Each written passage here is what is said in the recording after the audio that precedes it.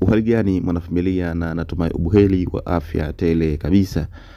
Sasa ni kwamba tukiangazia kunako klabu ya Wekundu wa Msimbazi, yani Simba Sports Club, hasa katika swala zima la kile ambacho kilitokea hasa kwa mchezaji wao, na mzungumzia Bajabeli ambaye alionekana kuumia baada ya maandalizi ya pre-season, kwenye maandalizi ya pre-season.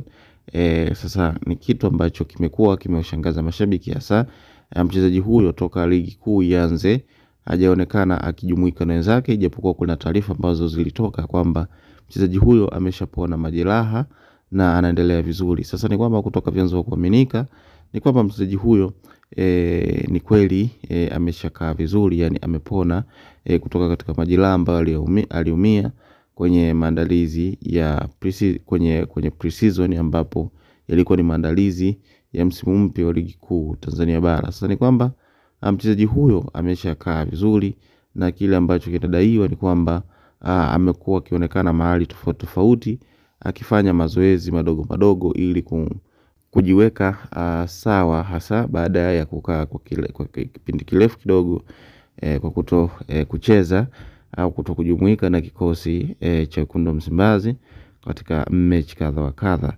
Sasa mchezaji huyo ameonekana akifanya recovery ya mazoezi madogo madogo, na pia kingine ambacho tumekinyaka kutoka vyanzo vya kuaminika baada mchezaji huyo kuonekana ameshapona ni kwamba ameshauriwa na daktari ya kwamba asicheze katika michezo mikubwa hadi hali yake itakavyokuwa iko sawa kabisa. Yani ijapokuwa ameshapona, lakini kuna vitu ambavyo anatakiwa kuvikamilisha ili aweze kujumuika na kikosi cha Wekundu wa Msimbazi au kujumuika na wenzake. Sasa ni kwamba kitu ambacho ameshauriwa na daktari wake ni kwamba baada ya kupona aweze kufanya mazoezi mengi, hasa yale madogo madogo, ili kumfanya kuwa stable, hasa kutokana na kile ambacho alikaa muda mrefu kucheza mchezo wote. Kwa hiyo ili arudi katika ubora wake, hasa ule wa kucheza, basi inatakiwa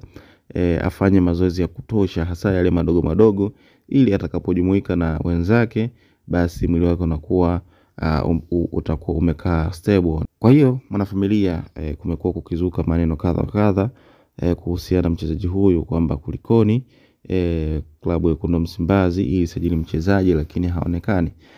Kwenye football vitu vya kupata majeraha kwa wachezaji ni kitu cha kawaida, na ni kitu ambacho unpredictable. Huwezi kupredict kwamba mchezaji siku fulani atapata majeraha na atakaa muda mrefu.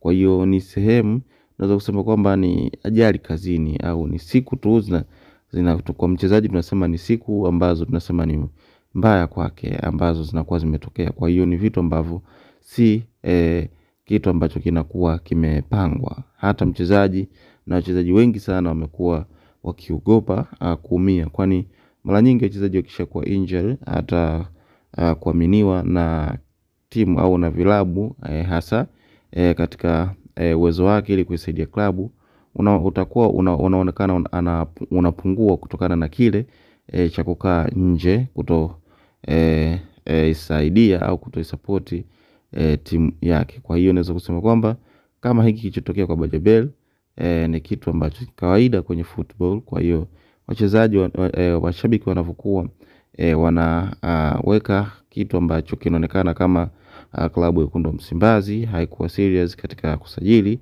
na kuwa tunakosea, lakini katika uhalisia kwa upande wa wachezaji ni kitu ambacho cha kawaida kinatokea muda wote na wakati wowote. Kwa hiyo mwanafamilia, niendelee kukumbusha kwamba usisahau bofya maneno mekundu na subscribe hapo chini ya video.